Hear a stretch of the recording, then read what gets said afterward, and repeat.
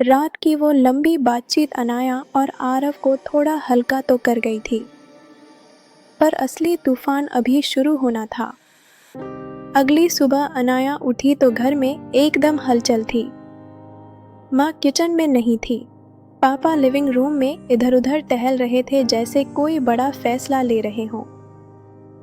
अनाया नीचे आई तो पापा बोले, हम शहर छोड़कर कुछ महीनों के लिए नानी के घर जाएंगे।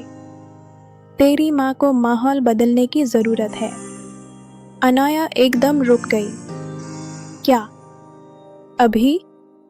पापा ने गंभीर होकर कहा, हाँ, डॉक्टर ने कहा है कि अगर हम इसी माहौल में रहे तो तेरी माँ की हालत और बिगड़ जाएगी।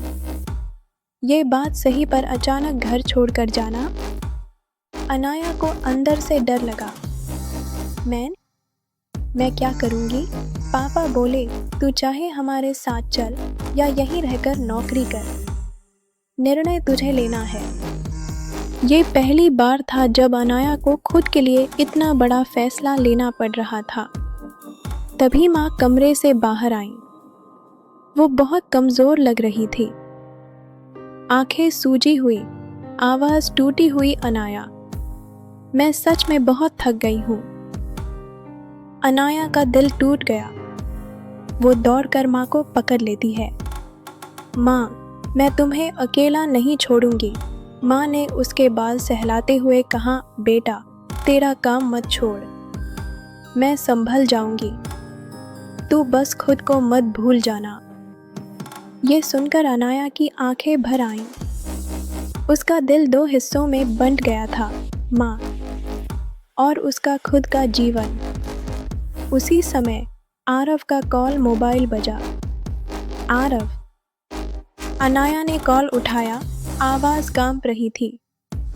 आरव, सब ठीक है। तुम्हारी सुबह कैसी है? अनाया, आज बहुत कुछ उलट पुलट हो गया है। वो उसके घर आने की बात करने ही वाला था कि अनाया ने बताया, हम शायद शहर छोड़कर कुछ महीनों के लिए जा रहे हैं। कॉल पर कुछ सेकंड की खामोशी छा गई। आरव की आवाज़ धीमी थी। इतनी जल्दी? अनाया बोली, माँ की हालत बहुत खराब है। आरव कुछ बोल नहीं पाया। दोनों तरफ सन्नाटा। आरव ने धीरे से कहा, अगर तुम चली गई तो क्या हम? अनाया ने बात काट दी। वो खुद टूट रही थी। आरव, मुझे अभी किसी भी चीज़ का जवाब नहीं पता। यह शब्द आरव के दिल में सीधे जाकर लगे। उसने कहा, मैं समझता हूँ, बस खुद को अकेला मत करना। अनाया की आंखें भर आईं।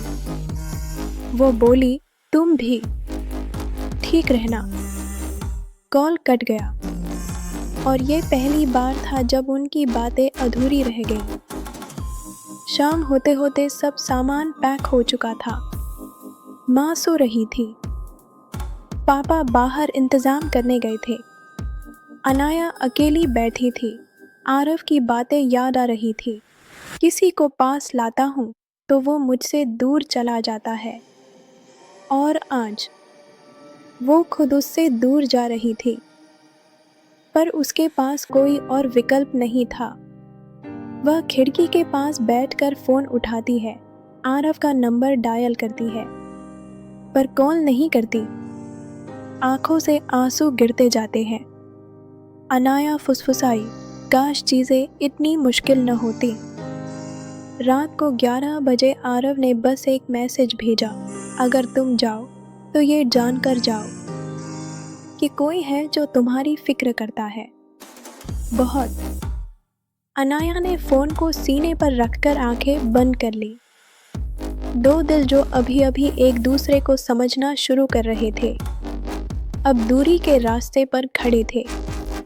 लेकिन कहानी यहीं खत्म नहीं होती, क्योंकि दूरी कभी कभी दिलों को और करीब भी ले आती है और कभी तोड़ भी देती है। Coming soon next episode.